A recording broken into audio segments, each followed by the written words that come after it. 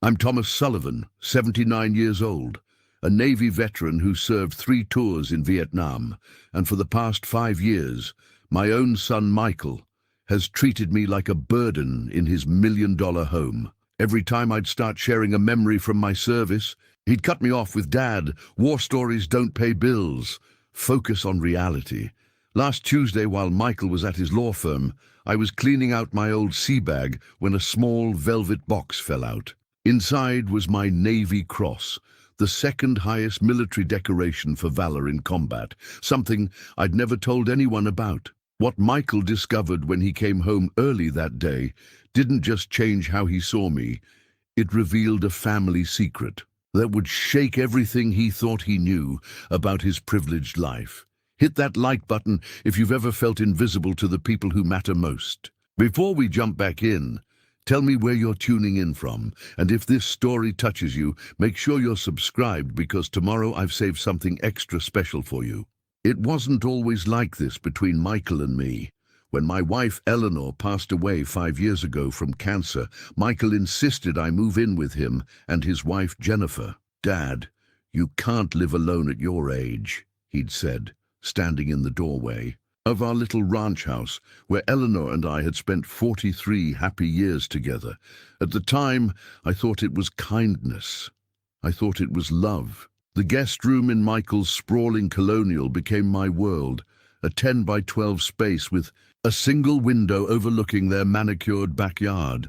My Purple Heart and Bronze Star medals sat in a shoebox under the bed, while Michael's Harvard law degree hung prominently in the hallway, flanked by his various achievement certificates and awards. The contrast wasn't lost on me, but I kept quiet.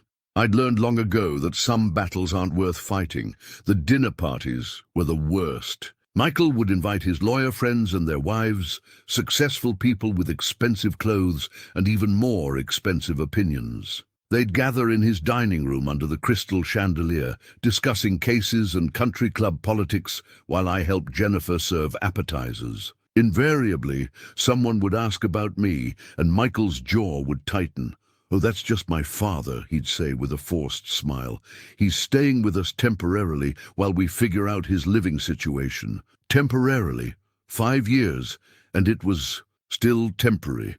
Last month, during one of these gatherings, I'd been telling Dr. Richards about my time aboard the USS Constellation during the Gulf of Tonkin incident. His eyes had lit up with genuine interest. His own father had served in World War II, but Michael interrupted mid-sentence. "Dad, why don't you help Jennifer in the kitchen? We're discussing the Morrison case." The dismissal stung, but it was Dr. Richards' uncomfortable expression that cut deepest. Even strangers could see how Michael treated me. I'd excused myself, spending the rest of the evening alone in my room, listening to their laughter drift up through the floorboards. "He tells the same stories over and over," I heard Michael explaining to someone later that night. "War stories don't pay bills. He needs to focus on reality." Reality. As if my 3 tours in Vietnam, my 40 years building a construction business, and raising him as a single father after Eleanor's first cancer scare wasn't real enough. The truth was, I'd become invisible in my own son's house. Jennifer would walk past me in the hallway without acknowledgement. Michael's children, my grandchildren, barely knew me beyond Grandpa Tom who lives upstairs. I was furniture, a burden to be managed rather than a father to be honored. But what hurt most wasn't their indifference. It was watching Michael succeed beyond anything I'd ever dreamed possible, knowing I'd given him every opportunity to build that success, and receiving no recognition for the sacrifices that made it all possible. He had no idea what those war stories had cost me, or what they'd given him in return. Michael Thomas Sullivan had always been destined for greatness.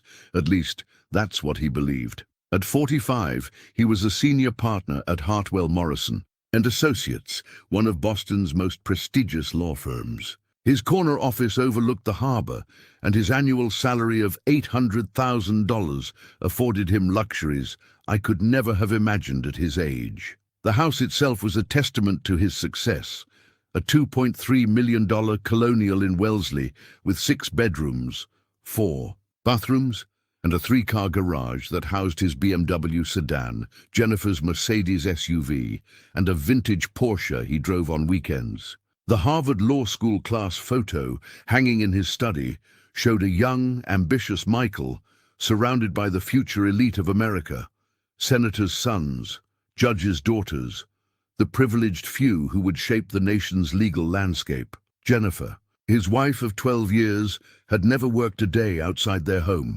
She spent her time organizing charity galas and tennis matches at the country club, her days filled with yoga classes and shopping trips to Newbury Street. She was beautiful, in that polished, expensive way that money could buy. Perfect teeth, perfect hair, perfect life. To her, I was an inconvenience that disrupted the aesthetic of their carefully curated existence. Their children, Emma and David, attended Wellesley's most expensive private schools.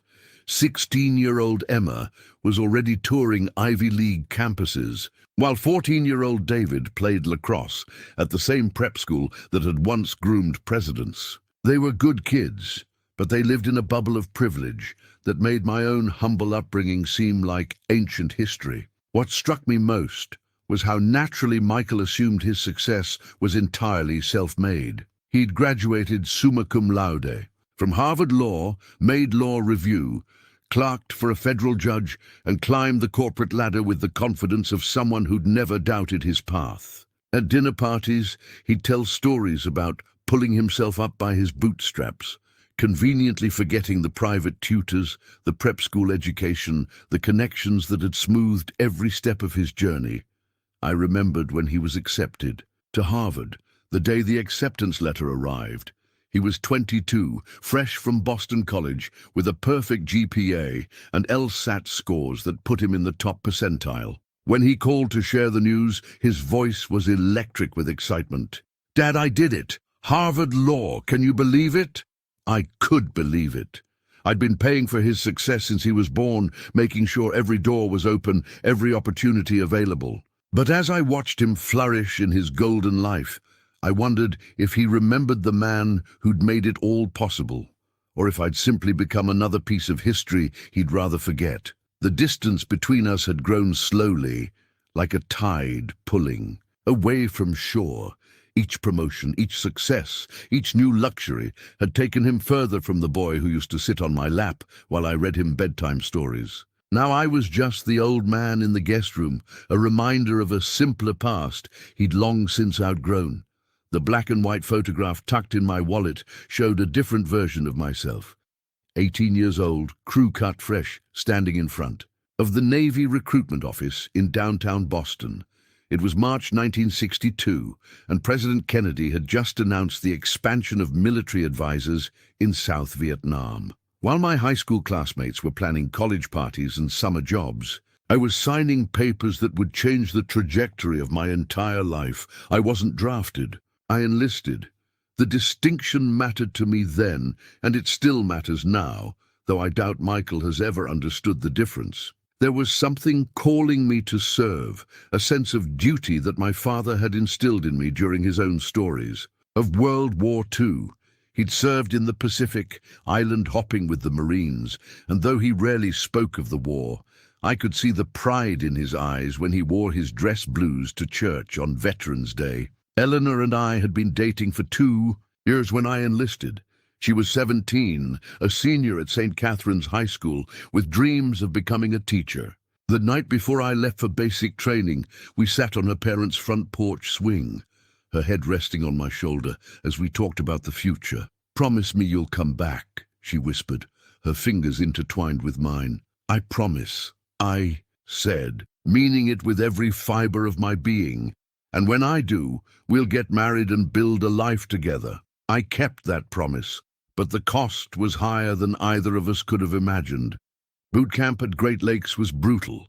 8 weeks of physical and mental conditioning that broke down boys and rebuilt them as sailors. I excelled in the discipline and structure, finding purpose in the rigorous training. My drill instructor, Chief Petty Officer Martinez, saw something in me that I didn't yet recognize. He recommended me for advanced training in damage control and rescue operations. By November 1962, I was aboard the USS Constellation, a supercarrier bound for the Gulf of Tonkin. The ship was massive, nearly 2,100 feet long, with a crew of 5,000 men. I was assigned to Damage Control Team Alpha, responsible for emergency repairs and firefighting during combat operations. It was dangerous work, but it was essential work, and I took pride in being one of the men other sailors could count on when everything went wrong. My first tour lasted 18 months. When I returned home in 1964, Eleanor was waiting at the dock, more beautiful than I'd remembered.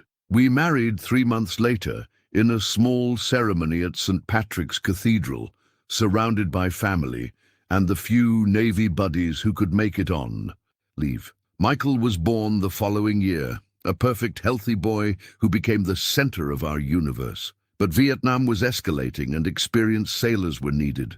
I volunteered for 2 more tours, 1966 to 1968, and again from 1969 to 1971.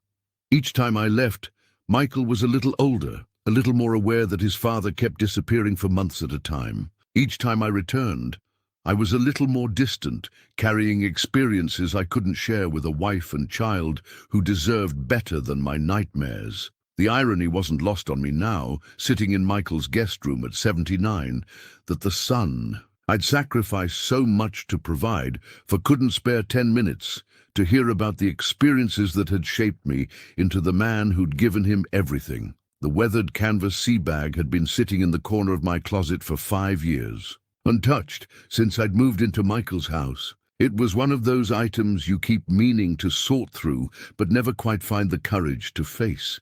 Tuesday morning, with Michael at his office and Jennifer at her book club, I finally decided it was time. The bag itself was a relic from another era. Heavy canvas dyed navy blue, with leather reinforcements and brass hardware that had tarnished to a dull green. My name was stenciled in white block letters across the top, T. Sullivan, USN. It had traveled with me across the Pacific Ocean 3 times, through monsoons and typhoons, combat zones and peaceful ports. Now it sat on my narrow bed, like a time capsule, waiting to reveal secrets I'd buried for decades.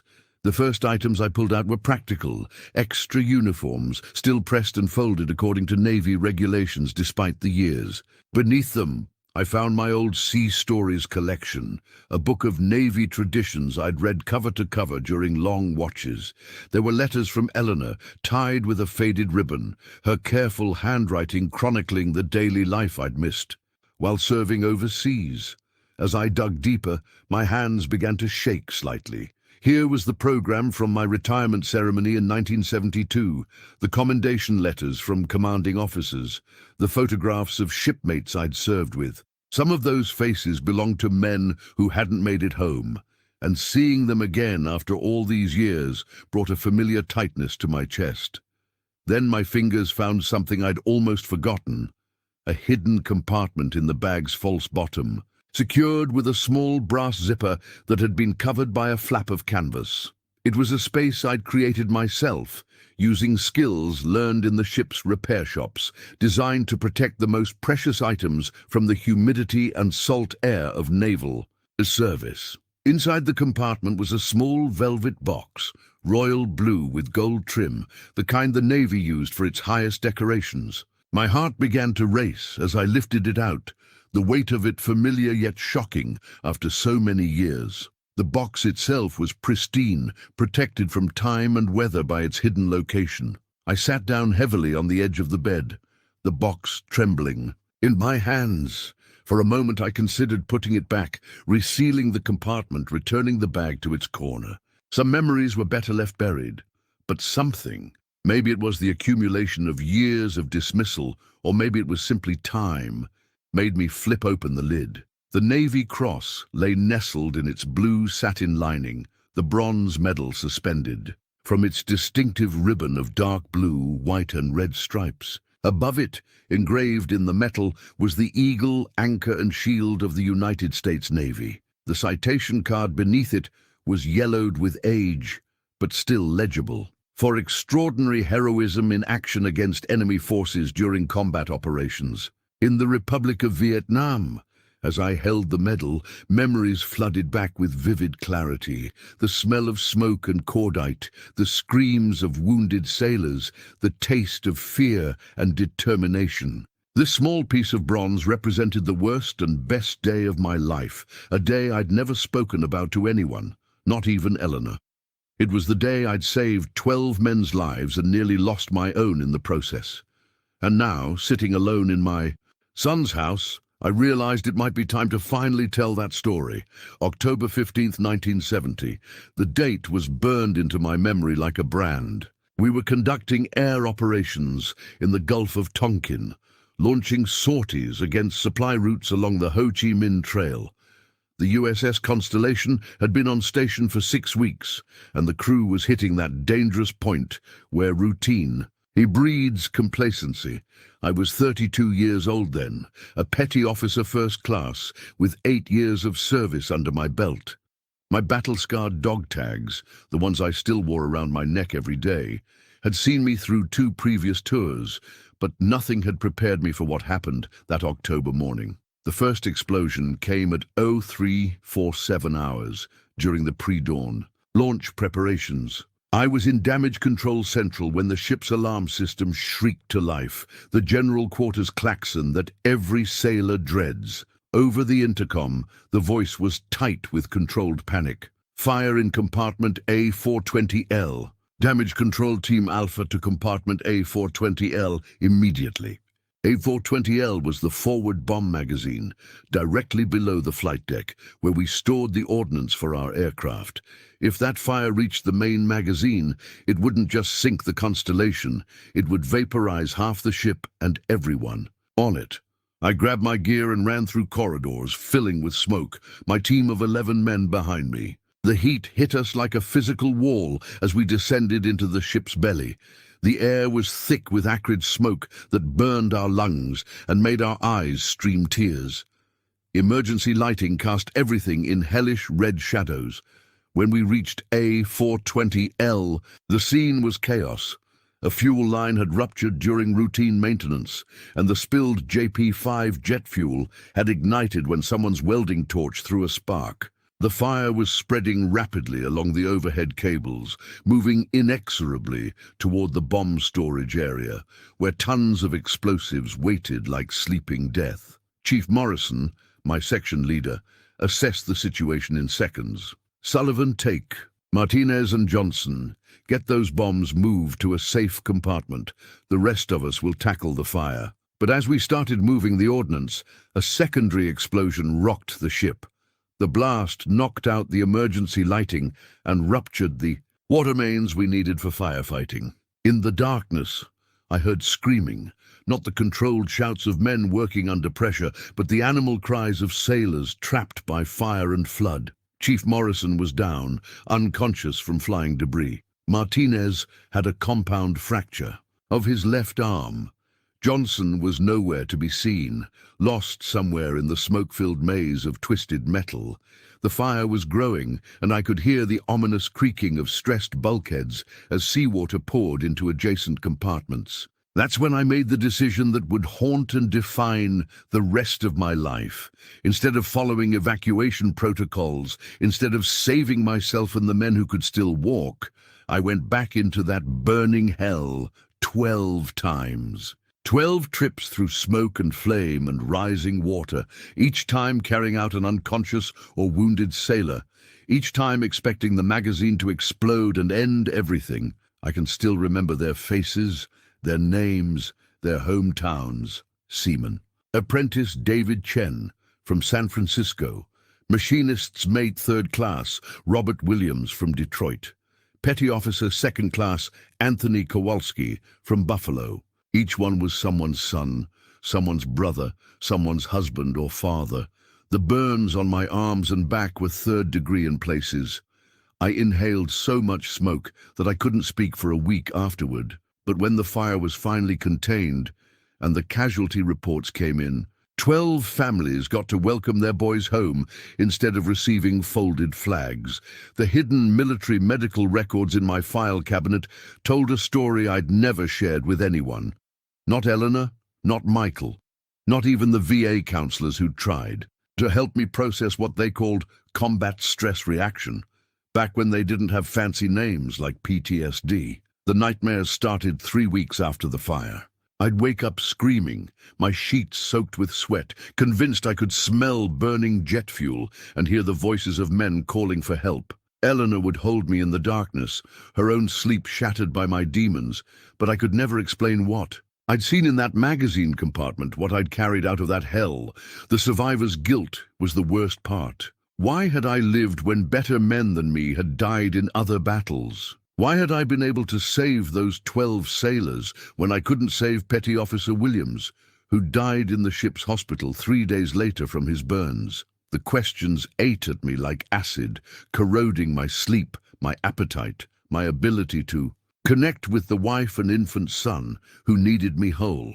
When Captain Henderson called me to his quarters 6 weeks after the fire, I expected a reprimand for violating evacuation procedures. Instead, he stood and saluted me, a captain saluting an enlisted man, something I'd never seen before. "Sullivan," he said, his voice formal but warm, "it's my honor to inform you that you've been awarded the Navy Cross for extraordinary heroism. Your actions saved not just those 12 men, but potentially the entire ship and her crew of 5,000. I should have felt pride. I should have felt honored. Instead, I felt sick.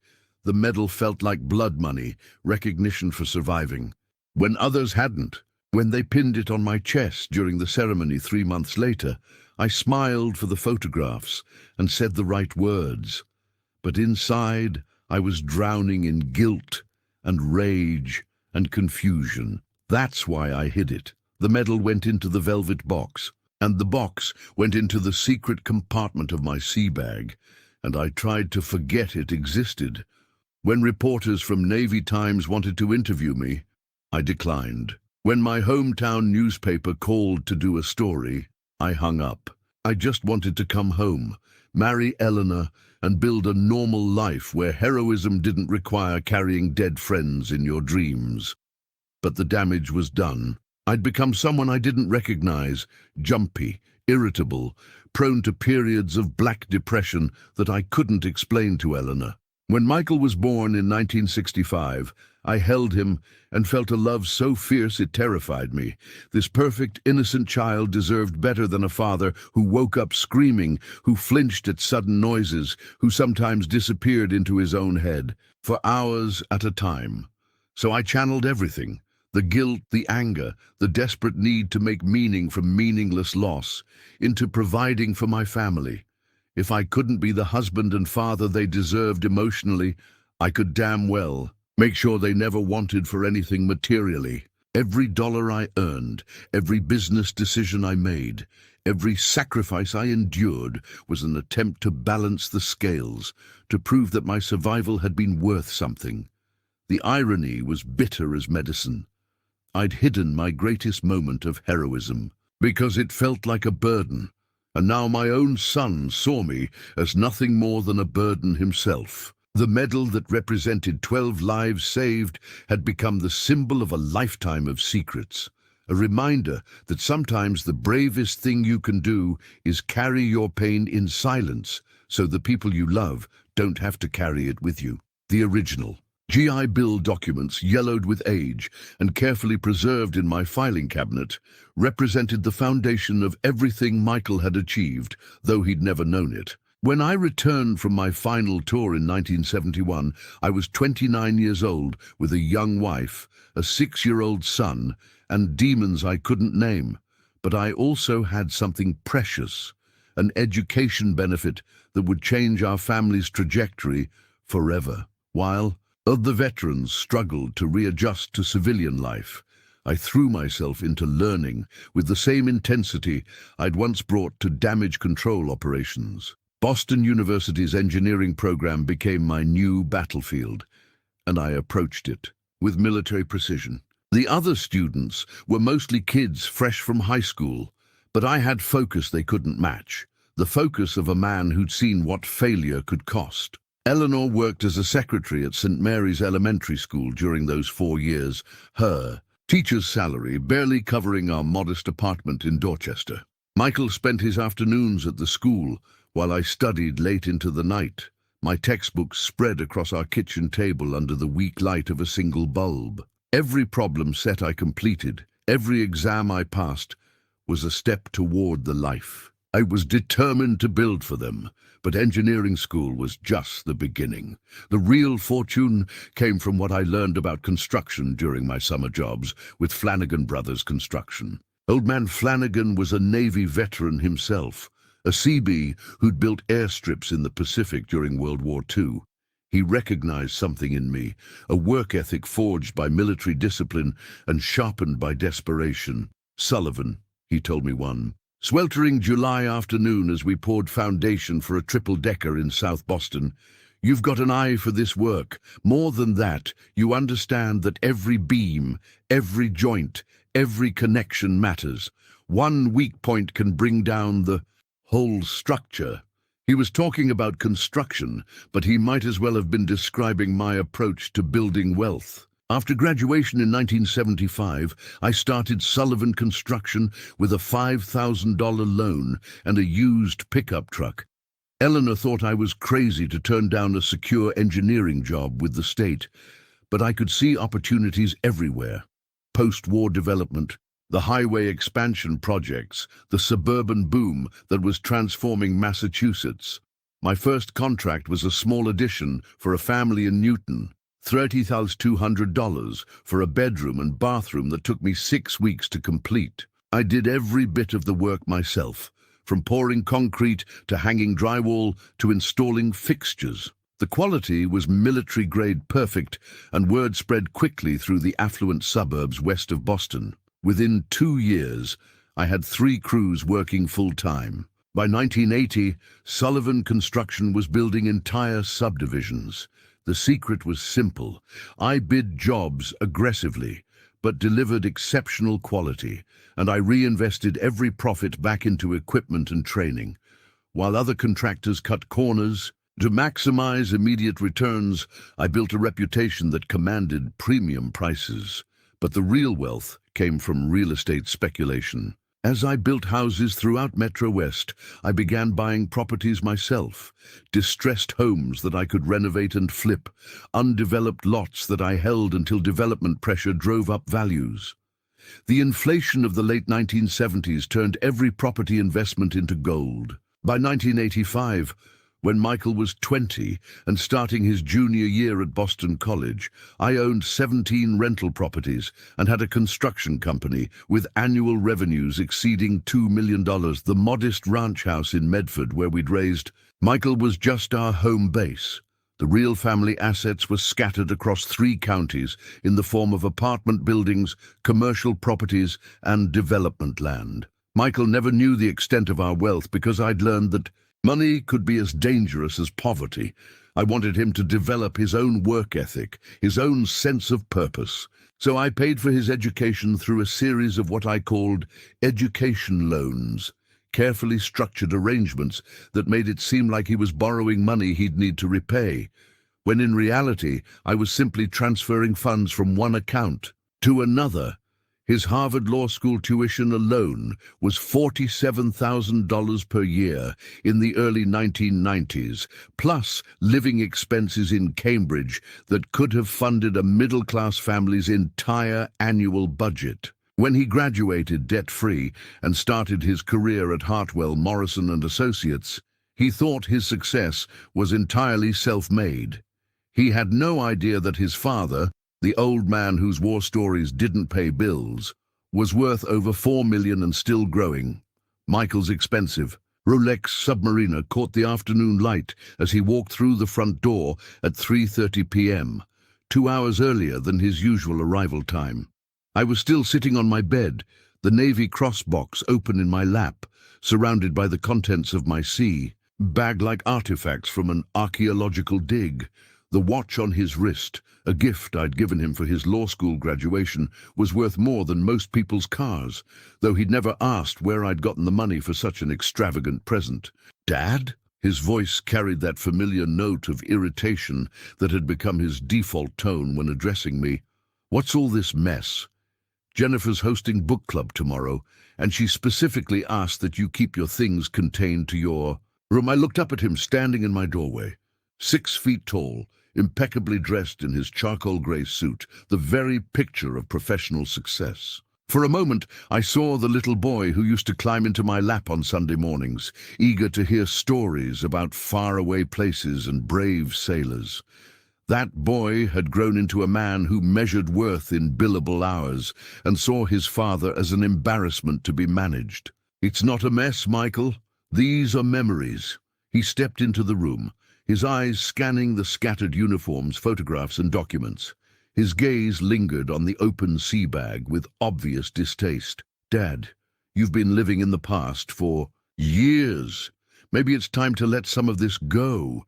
We could donate the uniforms to Goodwill, and you don't need to keep every old letter and newspaper clipping." The dismissal in his voice, casual, automatic, sparked something in my chest I'd been suppressing for 5 years. Let it go. Michael, these aren't just old clothes and papers. This is history. This is who I am, who I was before you decided I was nothing more than an inconvenience. His jaw tightened, and I saw the flash of anger he usually reserved for opposing counsel. "That's not fair, Dad. We've given you a home, taken care of your needs." "My needs?" I stood up, the Navy crossbox still in my hands. "What about my need to be heard? My need to be respected in my own son's house? When was the last time you asked me about my day or my life, or anything other than whether I've taken my medication?" Michael glanced at his watch, the same gesture he made in depositions when he was calculating how much time to waste on irrelevant testimony. "Dad, I understand you're feeling nostalgic, but I've had a 14-hour day. The Morrison case goes to trial next week, and I still have 3 hours of prep work tonight. Can we discuss this later?" "Later? It's always later with you, isn't it?" The words came out harder than I'd intended, but I was tired of being scheduled around like a dentist appointment. "Do you know what I did today while you were at your important job? I found something that might change how you see your old man and his useless war stories," he sighed, the sound of a man indulging a difficult child. "What did you find, Dad?" I held up the velvet box, watching his expression. He looked at it blankly, as if it were just another piece of old military memorabilia. "Do you know what this is?" "It's a medal box." "Dad, you have several medals. The Purple Heart, the Bronze Star. They're all very nice, but..." "Very nice?" The words came out like a bark. "Michael, I didn't collect these medals like baseball cards. I earned them. Each one represents something that happened, something I survived, something I did that mattered." His patience was visibly fraying. "I know they mattered to you, Dad, but that was 50 years ago. Right now, what matters is that you're living in my house, I'm supporting you financially, and I'm tired of constantly defending you to Jennifer and our friends. They think you're..." He stopped himself, but not quickly enough. "They think I'm what, Michael? A burden? Dead weight? Is that how you describe your father to your country club friends?" The color drained from his face. He'd said exactly those words to Jennifer 2 weeks ago, not knowing I'd overheard from the top of the stairs. "Dad, I never said..." "You said, or stories don't pay bills. You said I need to focus on reality." I took a step toward him, and for the first time in years, he looked genuinely uncomfortable. "Well, son, maybe it's time you learned what reality actually looks like." I opened the velvet box and held it out to Michael, watching his face as he saw the Navy Cross for the first time. The bronze medal gleamed in the afternoon light streaming through my bedroom window, its ribbon of dark blue, white, and red stripes, as vivid as the day it was presented to me 43 years ago. "What is that?" His voice had lost its impatient edge, replaced by something like curiosity. "This is the Navy Cross, Michael. It's the second highest military decoration for valor in combat that this country can bestow. Only the Medal of Honor ranks higher." I lifted the medal from its satin bed, feeling its familiar weight in my palm. "It was awarded to me on January 15th, 1971, for extraordinary heroism during combat operations aboard the USS Constellation." Michael's expression shifted from confusion to skepticism. Dad, if you had something like that, why wouldn't you have mentioned it? Why isn't it displayed with your other medals? Because some stories are too heavy to tell. I handed him the citation card that had been tucked beneath the medal. Read it. He took the yellowed card, his lawyer's eyes scanning the formal military language. I watched his face change as he read, his skepticism giving way to surprise, then to something approaching awe. For extraordinary heroism and devotion to duty while serving as damage control petty officer first class aboard USS Constellation during combat operations in the Republic of Vietnam on 15th October 1970, he read aloud, his voice growing quieter. When a catastrophic fire threatened the ship's forward magazine, Petty Officer Sullivan repeatedly entered the burning compartment in complete disregard for his own safety, rescuing 12 wounded sailors and preventing a potential explosion that could have destroyed the ship and killed her entire crew. He looked up at me, the citation still in his hands. Dad, this says you saved 12 people. 11, actually. One of them died from his burns 3 days later. The words came out flat, matter of fact. I'd learned long ago that emotion made the story harder to tell. Michael was staring at the medal now, as if seeing it clearly for the first time. This is real. This actually happened. October 15th, 1970. I was 32 years old, same age you were when you made junior partner. I took the medal back from him, my thumb tracing the eagle, anchor and shield embossed on its surface. It was the worst day of my life and the best day of my life. Worse because of what I saw, what I had to do. Best because 12 families got to welcome their sons home instead of receiving folded flags. He was quiet for a long moment, absorbing what he'd just learned. Why didn't you ever tell me? Why hide something like this? Because I didn't want to be defined by one day, even if it was the most important day of my service. Because hero worship makes people uncomfortable around you. Because every time someone thanks you for your service, you think about the men who didn't come home and wonder why you deserve the thanks, and they don't. Michael sat down heavily on the edge of my bed, the citation still in his hands. All these years, when you tried to tell your war stories, I was never trying to tell. This story, I was trying to tell you about the ordinary days, the friendships, the places I'd seen, the human side of service, not the dramatic parts they make movies about. I closed the medal box with a soft click. But every time you cut me off, every time you dismissed those stories as irrelevant old man ramblings, it hurt more than you can imagine. He looked up at me, and for the first time in years, I saw my son instead of the successful lawyer who'd grown tired of his father. Dad, I'm sorry. I had no idea. You had no idea because you never asked. You assumed that because I was old, because I lived in your guest room, because I wasn't earning a paycheck anymore, that I had nothing valuable to contribute. I sat down beside him, feeling every one of my 79 years. But there's more you don't know, Michael. Much more. I walked to my dresser and pulled out a manila folder from the bottom drawer, the bank statements inside, organized with the same military precision I'd once brought to damage control operations. Michael watched me with growing confusion as I spread the documents across my small desk.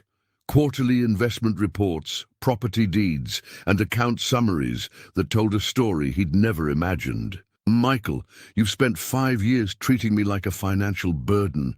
You've complained to Jennifer about supporting me, rolled your eyes when I offered to help with household expenses, made me feel like a charity case in my own son's home. I picked up the most recent bank statement from Fidelity Investments, but the truth is, I've never needed your support. In fact, it's been quite the opposite. He leaned forward, his lawyer's instincts kicking in as he tried to process what he was seeing.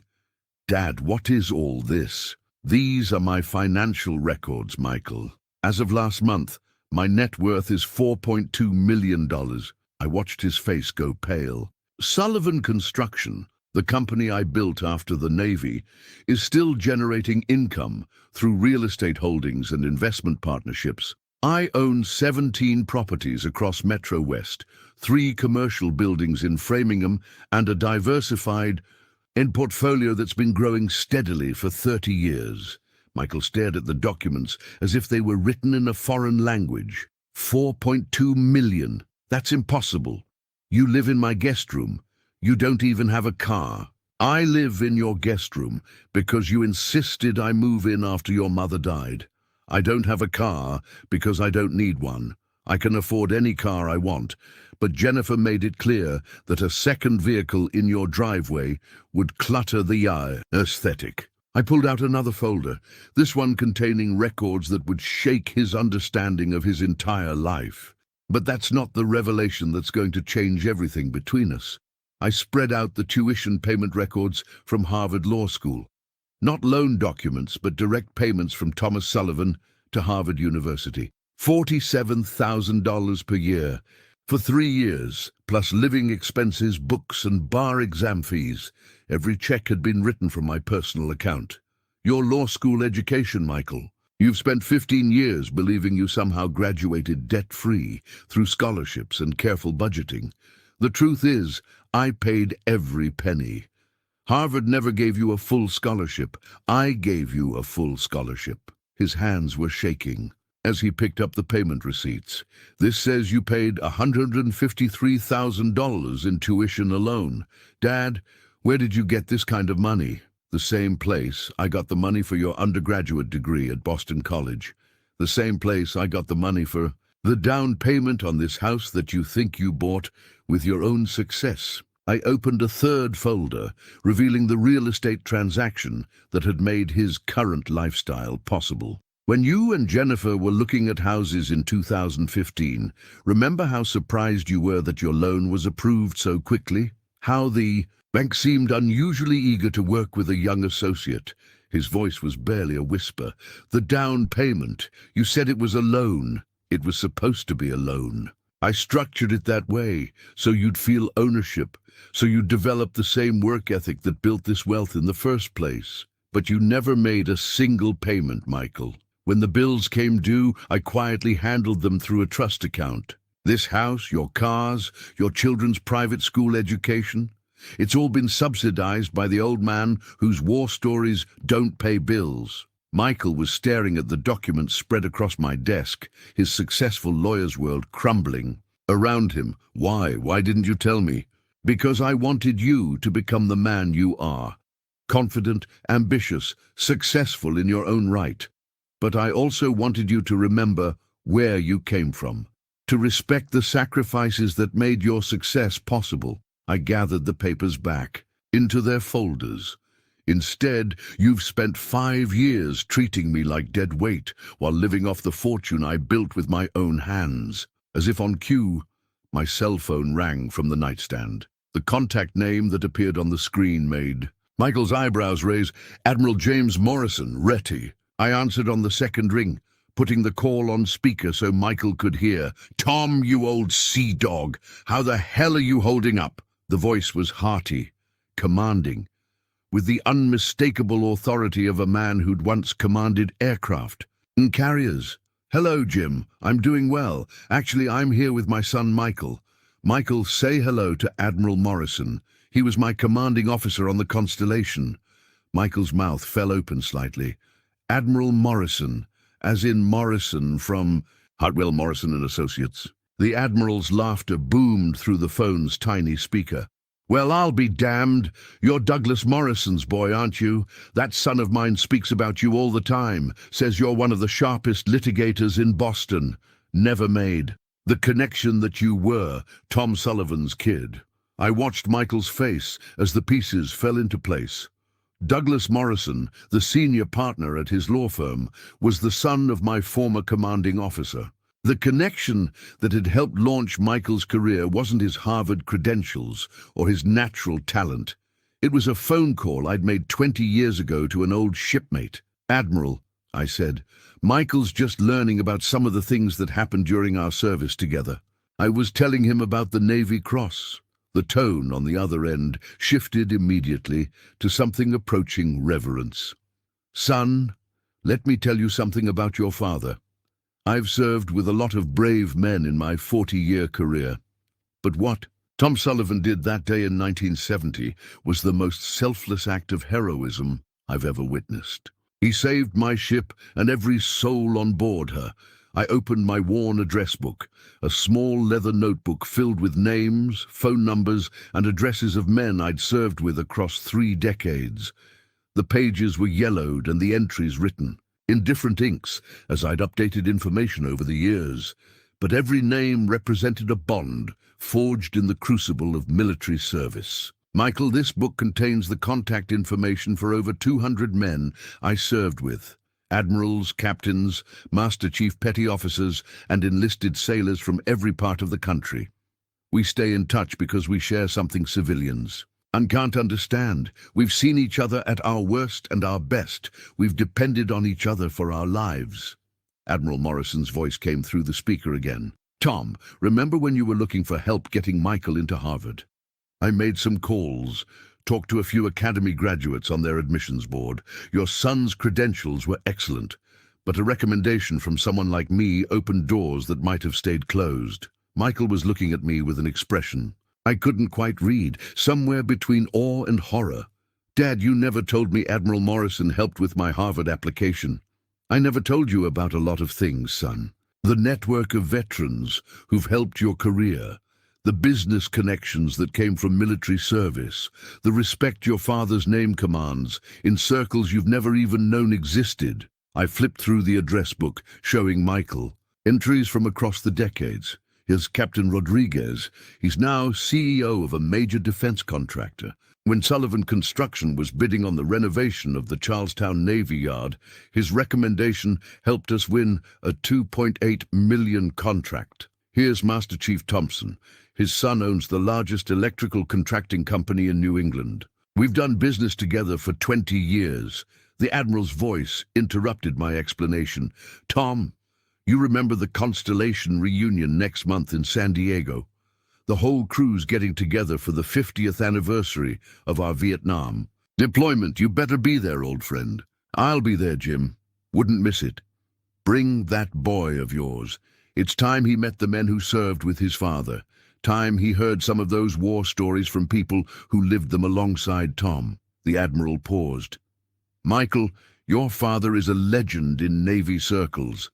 The men who served under him would follow him into hell, and the officers who served with him consider him one of the finest sailors they've ever known. After I hung up, Michael sat in stunned silence for several minutes. Finally, he spoke. How many people know? How many of your military friends know about me, about my career? All of them. I've been proud of you your entire life, Michael. Every promotion, every major case, every achievement, I've shared it with men who understand what sacrifice means, who appreciate what we were able to build together. I closed the address book and looked at my son. The question is, are you proud of the man who made it all possible? Jennifer's heels clicked against the hardwood floor as she climbed the stairs, her arms full of shopping bags from her afternoon at the Natick collection. She'd been at the mall when Michael called her, his voice strange and urgent, asking her to come home immediately. Now she stood in my doorway, taking in the scene, documents scattered across my desk, the opened sea bag, and Michael sitting on my bed with his head in his hands. What's going on? She asked, her voice carrying that edge of irritation she used when her carefully scheduled day was disrupted. Michael, you sounded upset on the phone. Michael looked up at his wife, and I saw something in his expression I'd never seen before, shame mixed with a kind of desperate need to make her understand. Jennifer, we need to talk about Dad, about our family, about things we've never known. She set down her shopping bags and crossed her arms, her perfectly manicured fingers drumming against her designer blouse. What things? Thomas, what have you been telling Michael? I reached into my dresser drawer and pulled out another small box, this one containing my Purple Heart, the medal awarded to those wounded in service to their country. Unlike the Navy Cross, this one I'd never hidden. It had sat in my jewelry, a box for 50 years, occasionally worn on Veterans Day or Memorial Day. though Jennifer had never shown the slightest interest in its significance. "Jennifer, do you know what this medal means?" I held up the Purple Heart, its bronze profile of George Washington catching the light. She glanced at it dismissively. "It's one of your military medals. You have several. This is the Purple Heart. It's awarded to service members wounded or killed in action against enemy forces. I earned this the same day I earned the Navy Cross, October 15th, 1970, when I was burned pulling men out of a fire aboard the USS Constellation." For the first time since I'd known her, Jennifer looked uncertain. "Burned? You never mentioned being wounded." Michael spoke up, his voice hollow. "There's a lot Dad never mentioned, including the fact that he's worth over $4 million and has been financially supporting our lifestyle for years without us knowing it." Jennifer's face went through a series of expressions: confusion, disbelief, and finally a kind of calculating assessment I recognized from her charity board meetings when she was evaluating donors. $4 million? That's impossible. He lives in our guest room. He lives in our guest room because we insisted he move in after Mom died," Michael said quietly. "And apparently we've been treating like he was dependent on us when the truth is exactly the opposite." I watched Jennifer process this information, her social climber's instincts warring with her natural skepticism. "If this is true, why didn't you tell us? Why live like what, Jennifer? Like an old man whose only value is staying out of your way?" The words came out harder than I'd intended, but 5 years of cold politeness had worn thin. "Like someone whose presence in your perfect house is an embarrassment to be managed." She had the grace to blush, remembering the countless times she'd asked me to keep a low profile when they entertained, or suggested I eat dinner in my room when they had important guests. "I never meant—" "You meant exactly what you said. And what you said every day for 5 years was that I was unwelcome in my own son's home." I opened my laptop, a machine Michael had assumed I barely knew how to use, and pulled up a news article from the Boston Globe archives. "But maybe this will help you understand who you've been treating like a burden." The headline read, "Local Navy Veteran Honored for Vietnam Heroism." The article, dated 1995, included a photograph of me in my dress blues receiving a community service award from the mayor of Boston. The accompanying story detailed not just my Navy Cross citation, but my post-service business success and charitable contributions to veterans organizations. Jennifer read over Michael's shoulder, her face growing paler with each paragraph. "This says you donated $500,000 to build a new wing of the VA hospital in Jamaica Plain. I've donated over $2 million to veterans' causes over the past 30 years, I said matter-of-factly. "Every year, I give away roughly what Michael earns. In salary, the difference is I do it quietly, without expecting recognition or social credit." Michael looked up from the laptop screen. "Jennifer, do you remember when we got married? How surprised we were that the reception at the Four Seasons only cost us $8,000 instead of the $25,000 they'd quoted." Jennifer nodded slowly, a look of dawning realization crossing her face. "Dad paid the difference, anonymously through the wedding planner." Michael's voice was barely above a whisper. "Our entire marriage, our whole life together, has been subsidized by the man we've been treating like a charity case." Jennifer sank into the room's only chair, her shopping bags forgotten in the hallway. For the first time since I'd known her, she looked small, almost vulnerable. "Thomas, we had no idea.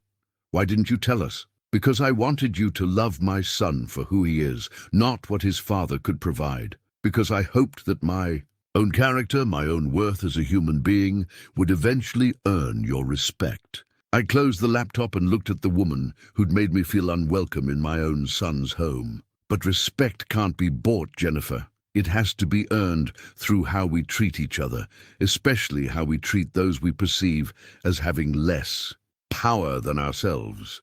Word traveled fast in Wellesley's tight-knit social circles. By Thursday morning, less than 48 hours after my revelation to Michael, My phone was ringing with calls from people who'd barely acknowledged my existence for 5 years. The catalyst had been Dr. Richards, the physician who'd been genuinely interested in my Navy stories at that dinner party months ago. Michael had called him Wednesday night, apologizing for cutting off our conversation and explaining what he'd learned about my service record. Dr. Richards, it turned out, was a military history enthusiast whose own father had been a Navy corpsman in Korea. Within hours of Michael's call, he'd researched my Navy Cross citation online and shared the story with his wife, who served on the hospital board with Jennifer. By Thursday morning, the entire Wellesley Country Club was buzzing with news that the old man living with the Sullivans was a decorated war hero. The first call came from Margaret Thornton, the club's social chairwoman, who'd ignored me completely. At every gathering for the past 5 years, her voice was saccharine with newfound respect. "Mr. Sullivan, I hope you'll forgive my calling, but I've just learned about your extraordinary service to our country. We're planning our annual Veterans Day Gala, and we'd be honored if you'd consider being our guest speaker." I almost laughed at the irony. The same woman who'd once suggested to Jennifer that I might be more comfortable having dinner before their book club meetings arrived was now eager to showcase me like a prize trophy. The second call was from James Harrison, Michael's law partner, whose own father had been a Navy pilot in Vietnam. "Tom, may I call you Tom? I owe you an apology. I had no idea about your background when we met at Michael's Christmas party. My father served on the Hancock during the same period you were on the Constellation. He's going to be thrilled to hear we have a Navy Cross recipient right here in our firm family."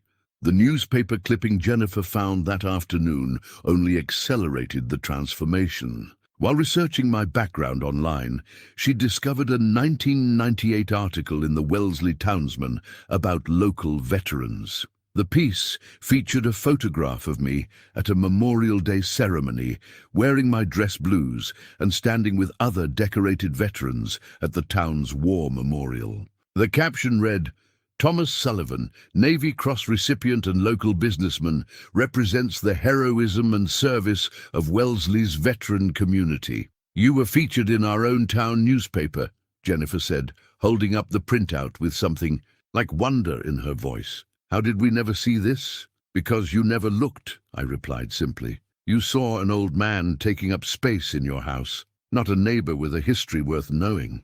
The social reversal was swift and complete. By Friday, invitations were arriving for events I'd never been considered worthy of attending.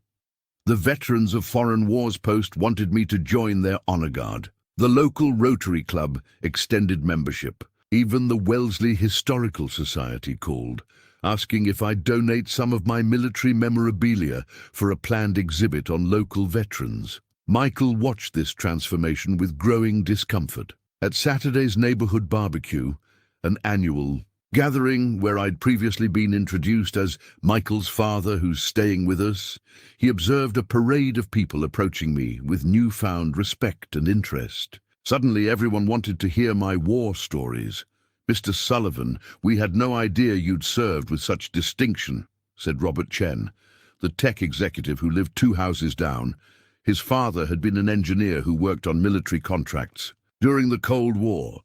"My dad always said the Navy Cross was reserved for the bravest of the brave." I noticed Michael's face growing red as neighbor after neighbor offered apologies for their previous oversight, their words carrying the implicit acknowledgement that they'd dismissed me based on assumptions about age and dependency. The same stories he'd cut off at dinner tables were now being received with rapt attention and genuine appreciation. But it was the conversation with Principal Matthews from Emma and David's school that seemed to affect Michael most deeply. Matthews approached us near the end of the evening, his expression serious and respectful. "Mr. Sullivan, I understand your grandchildren attend Wellesley Academy. We have a Veterans Day assembly every November, and I'd be honored if you'd speak to our students about service and sacrifice. These children need to understand that heroes aren't just in movies, they're living right here in their community." As we drove home that night, Michael was unusually quiet. Finally, he spoke. "Dad, I'm watching people treat you with the respect you've deserved all along, and all I can think about is how I introduced you at these same gatherings. How many times did I present you as a burden instead of celebrating who you are? Every introduction, Michael, for 5 years, every introduction made it clear that I was someone to be tolerated rather than honored. I looked out the window at the stately homes we passed, each one representing success and achievement that paled next to the sacrifices made by the men I'd served with. But tonight, for the first time since I moved in with you, I felt like I belonged in your world instead of just existing on its margins. The manila envelope arrived on a Tuesday morning, forwarded through the Veterans Administration from an address in Phoenix, Arizona. Inside were 12 letters, each written in different handwriting, some on personal stationery and others on simple notebook paper. They were from the men I'd pulled from the burning magazine compartment 53 years ago, or in 3 cases, from their children, since the sailors themselves had passed away in the intervening decades. Michael found me in the kitchen reading them, tears streaming down my face in a way he hadn't seen since his mother's funeral. The first letter, from retired Master Chief David Chen, began simply, "Mr. Sullivan, you probably don't remember me, but I'm the scared 19-year-old kid you carried out of hell on October 15th, 1970. Dad?" Michael's voice was gentle, concerned. "What are those?" I handed him Chen's letter, watching his face as he read about that terrible day from the perspective of one of the men I'd saved. Chen had gone on to serve 26 years in the Navy, retiring as a Master Chief and becoming a successful electrical contractor in California. He'd named his eldest son Thomas after me, though he'd never had the courage to reach out and tell me. "I've thought about you every day for 53 years, Michael read aloud. "Every morning when I wake up, every night when I tuck my grandchildren into bed, I remember that I'm alive because of your courage. My wife, my 4 children, my 8 grandchildren, none of us would exist if you hadn't risked your life to save a stranger." The second letter was from Robert Williams's daughter, explaining that her father had died of cancer in 2018, but had spent his final years trying to locate me. He'd become a high school teacher in Detroit, dedicating his life to helping troubled teenagers find purpose and direction. "Dad always said he owed you a debt he could never repay," she wrote. "He used to tell us that a hero saved his life, and he spent the rest of it trying to be worthy of that sacrifice." As Michael read through each letter, I shared the memories that came flooding back, not just of that horrific day, but of the men themselves. Anthony Kowalski, who dreamed of opening a restaurant in Buffalo and had indeed built a successful chain of Polish delis across western New York. James Morrison, who'd wanted to be a lawyer like his father and had become a federal judge in Oregon. Each man had lived a full life, raised families, contributed to their communities, all because of decisions I'd made in the space of an hour 5 decades ago. "Dad, this one is from someone named Timothy Jackson. He says he's a retired Army colonel, but he was a Navy seaman when you saved him." Jackson's letter was the longest, written on official military stationery from his home in Georgia. He'd gone on to serve in both the Army and Navy during his career, eventually commanding an infantry battalion in Iraq. "What you taught me about courage under fire, about putting others before yourself, shaped every decision I made as a leader," Michael read. "I've commanded thousands of soldiers over 30 years, and I tried to live up to the example you set in that burning compartment." The therapeutic effect of reading these letters was profound. For 53 years, I'd carried the weight of that day as a burden.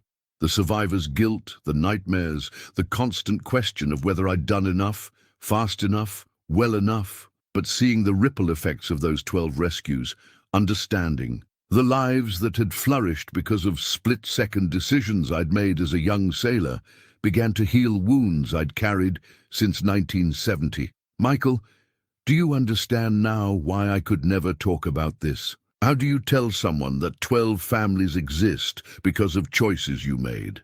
How do you carry that responsibility without letting it overwhelm everything else in your life? My son was quiet for a long time, holding the letters like precious artifacts. Finally, he spoke. Dad, I spent 30 years knowing you as my father, but I never really knew you as a man. These letters, they're from people whose entire existence depended on your courage. And you've been living in my guest room, feeling unwelcome, while I complained about your war stories. I didn't tell you these stories to make you feel guilty, son. I told you because I needed you to understand that every person has depths you can't see from the surface.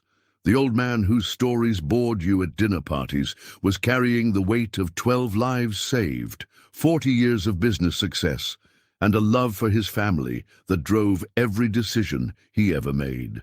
Michael reached across the table and took my hand, something he hadn't done since he was a child. Dad, I want to hear all the stories now, not just the heroic ones, but the ordinary ones too. The friendships you made, the places you saw, the man you were before you became my father. I want to understand who Thomas Sullivan really is, not just who I assumed he was. For the first time in 5 years, I felt like I had my son back.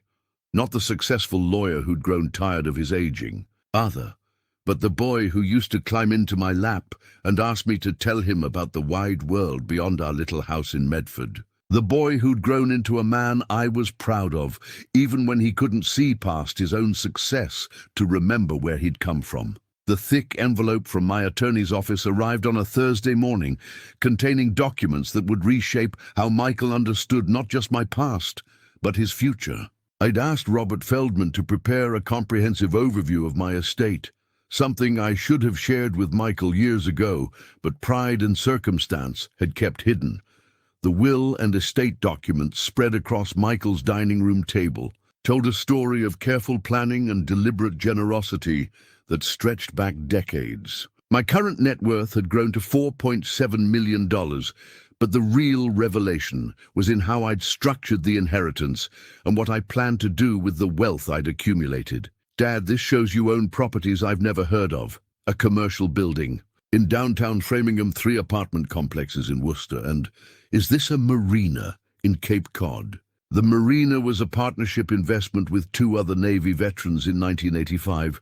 We bought it when the original owner was facing bankruptcy, renovated it ourselves, and turned it into one of the most successful boatyards on the Cape. I pointed to the financial statements showing consistent annual profits for 35 years.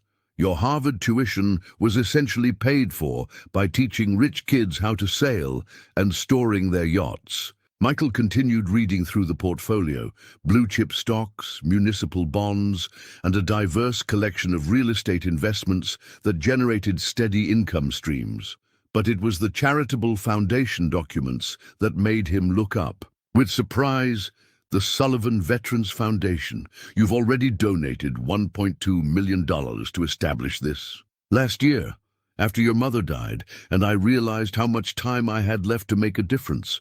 The foundation provides emergency financial assistance to veterans and their families, help with medical bills, housing costs, education expenses, things that fall through the cracks of VA benefits. I pulled out a folder of thank you letters from families the foundation had helped. This veteran in Springfield was facing eviction after losing his job due to PTSD. We paid his rent for 6 months while he got treatment and found new work. This woman in Fall River needed help with her husband's cancer treatments. The VA covered most of it, but not the experimental therapy that saved his life. Michael was studying the foundation's structure with his lawyer's eye for detail. You've set this up to continue operating after you're gone. The endowment will generate enough income to help dozens of families every year. That's the plan. But Michael, I need your help to make it work properly. The foundation needs a board of directors, legal oversight, and someone who understands both finance and the law to ensure it operates effectively. I paused, watching his face carefully. I want you to serve as the foundation's chairman. Me? Dad, I don't know anything about veteran affairs or charitable organizations. You know about justice, about helping people navigate complex systems, about using your skills to make a difference in people's lives. Those are exactly the qualities this foundation needs. I showed him the projected budget for the next 5 years. We're not just writing checks, Michael. We're providing comprehensive support, legal advice for benefits appeals, financial counseling, job placement assistance. Your legal expertise would be invaluable. The inheritance documents showed that Michael would receive the bulk of my estate, but with specific provisions that ensured the foundation's continued operation and established trust funds for Emma and David's education. There were also provisions I'd never discussed, including a fund to support Eleanor's sister Margaret, who'd been struggling financially since her husband's death. Dad, why are you showing me all this now? Is there something wrong? With your health? Nothing specific, but I'm 79 years old, Michael. I've been blessed with good health and a clear mind, but I've also seen too many families torn apart because parents didn't prepare their children for the responsibilities that come with wealth. I gathered the documents back into their folder. This money represents 40 years of work, sacrifice, and careful planning. It's not just numbers on bank statements, it's the foundation for continuing the values your mother and I tried to instill in you. Michael was quiet for several minutes, absorbing the magnitude of what he'd inherited, not just financially, but morally. The foundation work, it's not just about the money, is it? It's about understanding what service really means. Service doesn't end when you take off the uniform, son. It just changes form.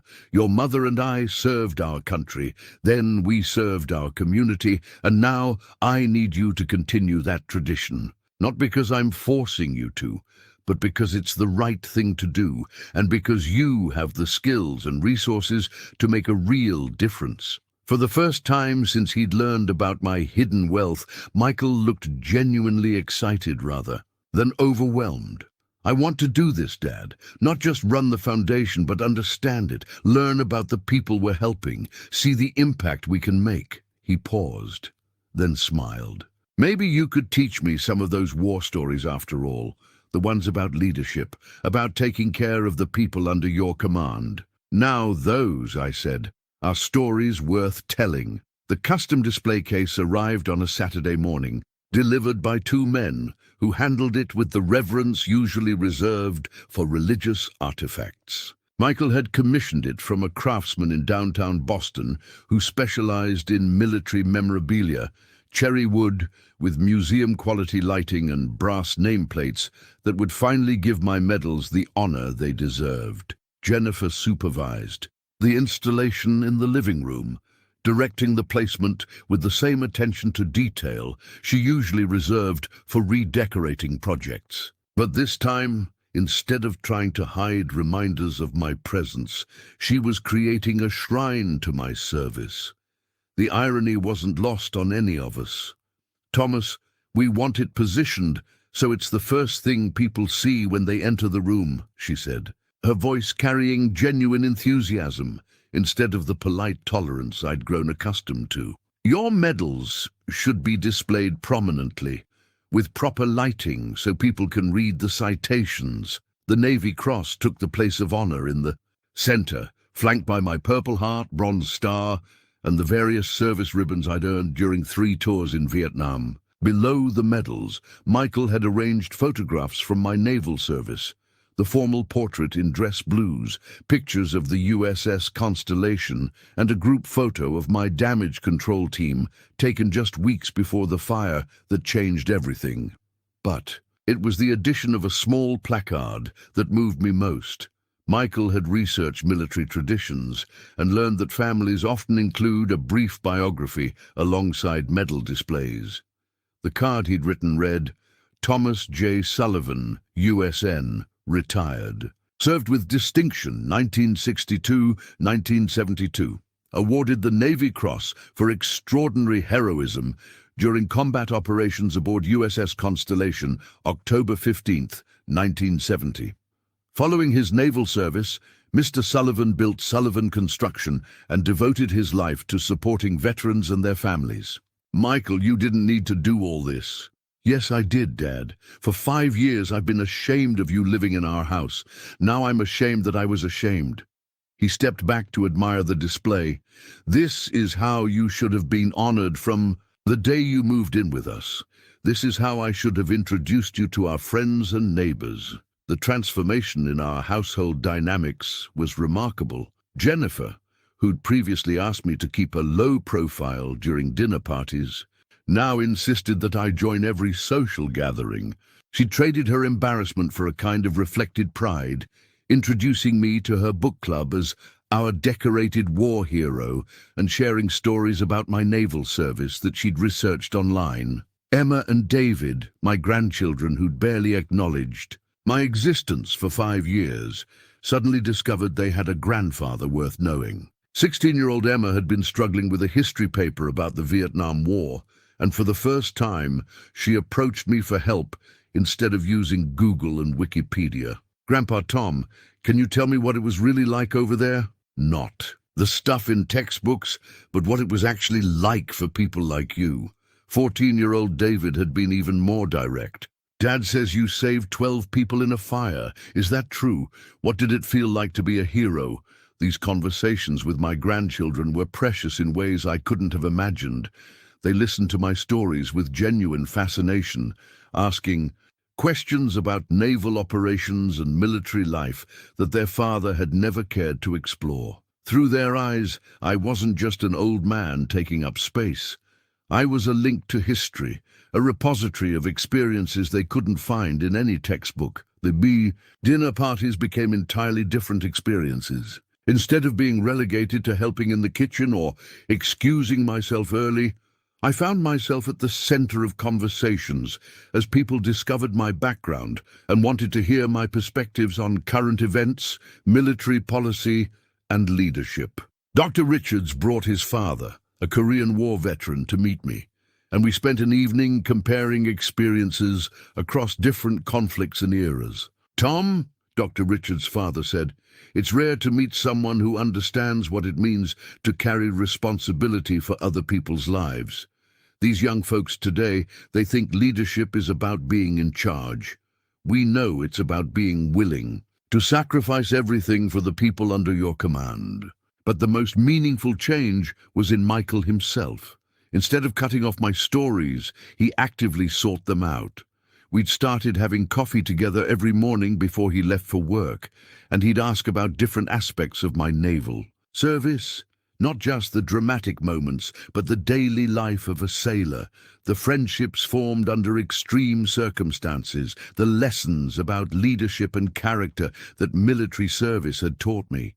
Dad, I realize now that when you tried to tell me about your Navy friends, you weren't just reminiscing. You were trying to teach me about loyalty, about maintaining relationships that matter, about understanding that success isn't just about individual achievement. One evening, as we sat in the living room with my medals glowing softly in their display case, Michael asked the question I'd been waiting 5 years to hear. What other stories haven't you told me? What else about your life don't I know? And for the first time since moving into his house, I felt like I had permission to be myself completely. Not the convenient version of Thomas Sullivan who stayed out of the way and caused no trouble, but the full man I'd always been, with all my experiences, achievements, and yes, my war stories that had always been worth telling. Veterans Day 2024 dawned crisp and clear, the kind of November morning that makes New England beautiful. For the first time in 5 years, I wasn't spending the holiday alone in my room while Michael and Jennifer attended their country club brunch. Instead, I was standing on the steps of Wellesley Town Hall in my dress blue uniform, preparing to address a crowd of over 300 people at the annual Veterans Day ceremony. The photograph that would later appear in the Wellesley Townsman showed 3 generations of Sullivans, me in my navy dress blues with my medals prominently displayed, Michael in his best suit standing proudly beside me, and Emma and David flanking us both, their faces beaming with the kind of pride that can't be manufactured or bought. But it was Michael's speech that marked the true completion of our journey back to each other. As the ceremony's guest speaker, he'd been asked to address the importance of honoring veterans in our community. What he delivered instead was a public confession and tribute that left few dry eyes in the audience. Ladies and gentlemen, I want to tell you about a man I've known my entire life, but only recently began to understand. For the past 5 years, Thomas Sullivan has been living in my home, and I'm ashamed to admit that I treated him as a burden rather than recognizing him as the hero he's always been. Michael's voice carried clearly across the town common as he told the story of my hidden Navy Cross, the financial sacrifices I'd made for his education and success, and the network of veterans who respected the man I'd always been while my own family had failed to see my worth. My father saved 12 lives in a burning ship compartment 54 years ago, but that's not why I'm proud of him today. I'm proud of him because he spent the next 5 decades living with quiet dignity, building a business that employed hundreds of people, supporting veterans' causes without seeking recognition, and raising a son who somehow forgot to honor the man who gave him everything. The crowd was absolutely silent as Michael continued. Thomas Sullivan is more than a decorated war hero, though his Navy Cross represents extraordinary courage under fire. He's more than a successful businessman, though he built a company that contributed to our community's growth for decades. He's more than a generous philanthropist, though his foundation will help veterans and their families for generations to come. He's a reminder that heroism isn't just about dramatic moments of courage. It's about how we treat each other every day, especially how we treat those we have the power to dismiss or diminish.